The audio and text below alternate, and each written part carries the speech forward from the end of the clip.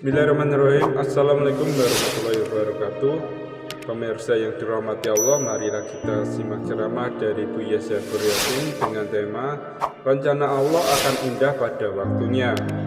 Sebelumnya marilah kita bersolawat terlebih dahulu. Allahumma sholli ala Sayyidina Muhammad wa ala ali Sayyidina Muhammad. Selamat menyaksikan. Assalamualaikum warahmatullahi wabarakatuh. Waalaikumsalam warahmatullahi wabarakatuh. Izin untuk mengapresiasi puisi cinta ini, Bu ya. Sebetulnya puisi cinta ini itu syarat akan motivasi. Apa? Saya mencoba dari alinea yang isinya adalah apabila harapan belum nampak, percayalah anugerah Tuhan pasti akan datang. Dengan kata lain, indah pada waktunya. Bisa enggak indah itu kita tidak bisa, enggak usah menunggu pada waktunya, tetapi indah itu setiap saat kita rasakan. Mohon pencerahannya. Terima kasih.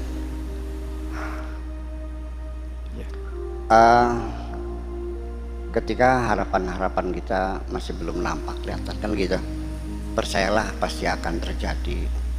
Mungkin itu belum waktunya. Memang pada akhirnya kita, waktu sangat penting sekali, bahwa sesuatu apa saja itu kalau tidak pada waktunya tidak menjadi indah. Ya dong. Salah memilih waktu. Kita nagih orang yang punya utang sama kita pas dia lagi jatuh usahanya, itu kan waktu yang tidak tepat, ya kan? Atau kita juga menyampaikan berita sesuatu yang kurang baik kepada orang sedang dirundung duka. Kita menegur istri masaknya kurang enak ketika itu juga, itu nggak tepat, pasti tersinggung dong. Dengan bahasa apapun pasti tersinggung. Ya, jadi kita akan menyampaikan sesuatu juga menunggu momentum yang tepat seperti apa. Itu penting sekali. Ya, maka Allah pun akan mengabulkan doa kita ini juga, ya biarkan Allah yang memilihkan waktu yang tepat bagaimana. Nah, kita ngasih makanan kepada orang yang baru makan kan nggak tepat waktunya. Iya kan? Di mana nilai indahnya? Termaksud juga orang berdandan yang terlalu make upnya berlebihan di siang hari, di pagi hari, itu juga kurang tepat. Biasanya kan di malam hari yang ya pakai maskara, pakai shadow, pakai kan gitu, menjelang malam bermesra. Ketika pagi suaminya berangkat sekolah kan suami bisa curiga ada apa itu. Seperti itu. Jadi artinya gini, kita silakan berdoa kepada Allah. Allah sudah berjanji akan mengabulkan doa kita, tetapi kita harus tahu diri bahwa kapan dikabulkannya biar Allah yang menentukan. Dan kadang-kadang juga Allah memberikan sesuatu yang lebih baik dari yang kita inginkan. Dan karena yang datang itu berbeda dengan yang kita inginkan, kita kecewa juga, padahal dikasih yang lebih baik. Ya, jadi artinya bahwa jangan dikira bahwa ketika doa kita dikabulkan tidak tepat waktu, jangan-jangan itu akan menjerumuskan kita. Nah, ketika kita masih bujangan, masih belum punya istri, usahanya maju sehingga uangnya miliaran, apakah itu akan memberikan manfaat atau mudarat? Saya kira mudarat kok. Bujangan di Indramayu, duitnya miliaran, orangnya ganteng kayak Wahyudin, wadah bingung saya.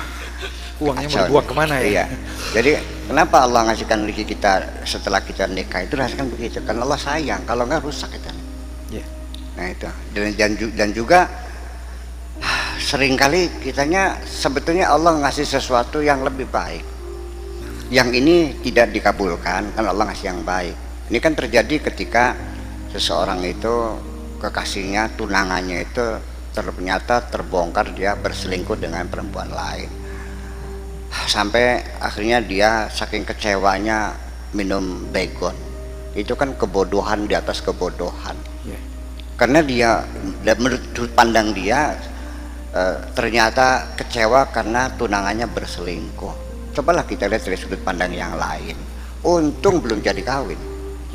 Keburukannya terbongkar dulu. Kalau kawin dulu terbongkar, kamu sengsara, kamu seumur hidup. Jadi terima kasih Allah kita diselamatkan. Jadi kadang-kadang sudut pandang itu yang perlu kita begini ya. Nantinya indah dan tidak indah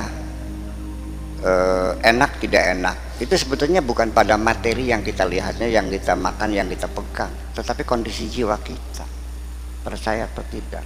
Kalau kita lagi bad mood, istri kita jaring jelek kok. Betul kan? Iya kan, masakan itu nggak ada yang enak, yang kita hati sedang nggak enak. Jadi sesungguhnya yang menjadi fokus sajalah, yuk kebagian itu adalah urusannya hati. Ya, iya dong. Makanya gini, ketika kita sedang perasaan kita lagi kalut lah, mungkin banyak utang kan segala macam, ada masalah di kantor dan sebagainya, diancam-ancam atasan mau dipecat dan sebagainya, kita sedang keadaan galau. Ya melihat istri mendengkur juga menjengkelkan. Ya. Bayi menangis juga, waduh sangat menggelisahkan sekali. Ya kan, bunyi burung berkicau juga merusak suasana semuanya. Sampai kayak orang gila tuh dilemparin pohon mangga tuh. Ya cacit kan enggak. Lah kenapa ketika dia sedang bahagia ternyata dengkuran istri kok enak banget. Suara bayi menangis seperti suara yang paling merdu. Suara burung sendiri menambah kemesraan di pagi hari. Ya kenapa? Itu kan persoalannya. Jadi jangan biarkan hatimu itu menderita. Itu aja persoalannya. Ya, Masya Allah. Ya, ternyata memang semuanya ada di hati. Ya, kebahagiaan pun terletak di hati. Sementara ini kita masih melihat bahwa kebahagiaan itu adalah hal-hal yang visual, di materi. Di materi ya, itu. Ya. Oke, kita masih punya waktu kurang lebih 15 menit yang akan datang. Dan bagi sahabat Wamima yang ingin masih bertanya atau mengapresiasi puisi Buya, kami persilahkan. Di studio ada. Oke.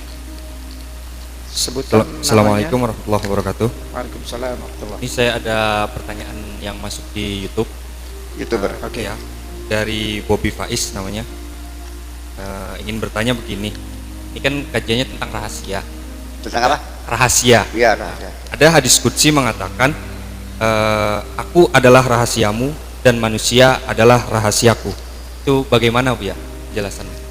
Ya artinya begini, Allah akan membukakan rahasianya yang ada di langit dan yang ada di dalam dirimu.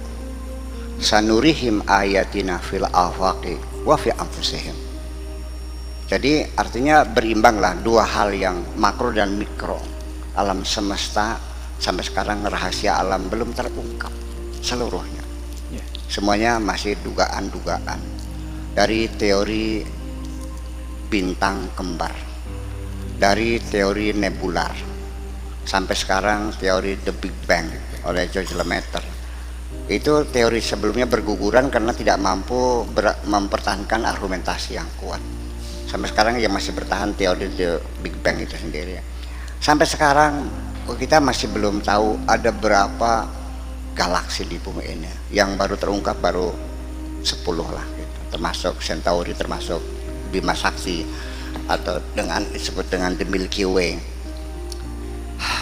Dan sekarang masih menjadi tanda tanya besar tentang alam semesta yang di luar kemampuan kita. Juga terhadap diri kita sendiri. Itu kita sendiri kan belum paham seluruh tentang diri kita sendiri.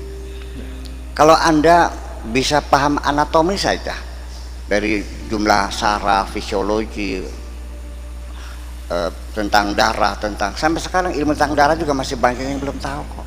Ada bagian-bagian terkecil yang belum terungkap seluruhnya. Sampai di sekarang juga banyak sel-sel otak yang belum teridentifikasi fungsinya untuk apa, masih miliaran sel yang belum terungkap. Ya kan gitu, dan itu sebenarnya rahasia. Makanya kalau kita ingin Tuhan itu sebagai rahasia kita, ya memang makanya manusia itu dianggapnya mahallu tajalli, artinya tempat tampilan. Tapi nggak usah diterjemahkan lah, karena tajalli nanti tampilan kurang tepat juga.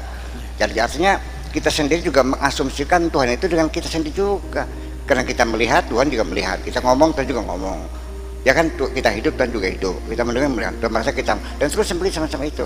Jadi artinya bahwa apakah Tuhan manusia itu sebagai replika ketuhanan atau tajalli, itu masih menjadi persoalan.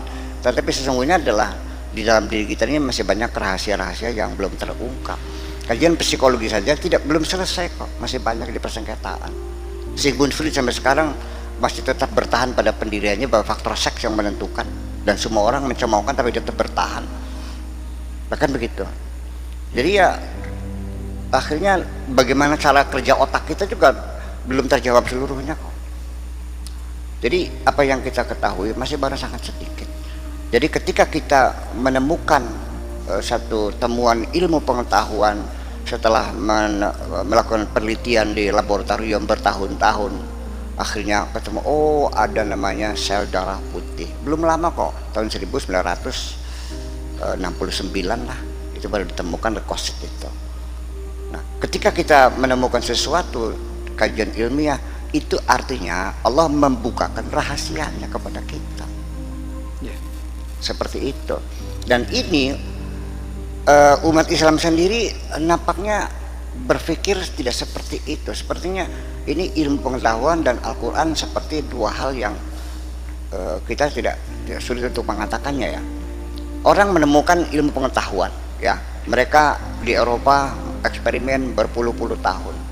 Setelah ketemu dan runtuh, apa misalnya nggak kalah ngomong, oh sudah ada dalam Al-Qurannya, ini ayatnya ini gimana lagi. Oh saya juga dulu akan mengatakan begitu. Kalau nggak tahu bilang aja nggak tahu lah. Ya. Terima kasih.